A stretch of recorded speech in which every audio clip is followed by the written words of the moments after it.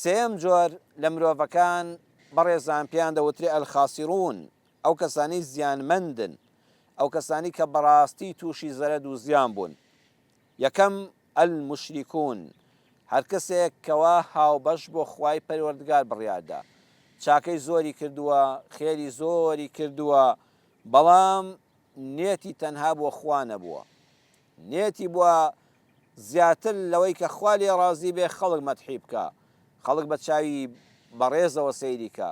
ئەگە خێر و چاکەیەکی کرد بێ، مزگەوتێکی دروست کردووە، خێرێکی کردووە، حیوانێکی سەر بڕیەوە بۆ خوا و دابەش کردووە بەسەر هەژاراندا، ئەگە خەڵک بزانێ پێیان نەزانیەوە مەدحی ناکەن دڵگران دەبێ، ئەگە خەڵک مەدحیکەن زڵخۆش دەبێ، شەریک بۆ خوا قەرادان لە بتپەرستیەوە دەیگرێتەوە هەتا ئەو ڕیابازیە.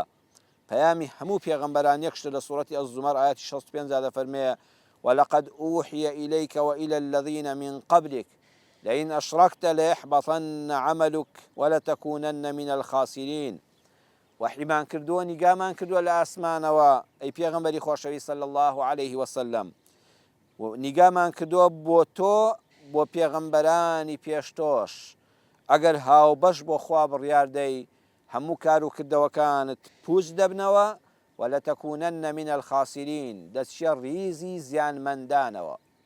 کەواتە بەڕاستی ئەو کەسە زیانی کردووە، ئەو کەسە ئیفلاسی کردووە، ئەو کەسە خەسارەتمەند و ڕەنجەڕۆیە کەوا لەگەڵ خوای پەروەردگارە چاوی شتێکی تر دەبینێ، دڵی مەدحی کەسێکی تر دەخوازێ، حەزی بەستایش و پیا هەڵوتنی کەسانێکی ترە. ئەگەر کەسێک ئاوا بیری کردەوە دڵنیابێ زیانمەندە، چونکە ئەو هەموو پاداشتە لای خوای پەروەردگار دیاری کرابوو، بەداخەوە بەهۆی ڕیا و ڕووپاماییەوە هەمووی لە دەستی خۆیدا.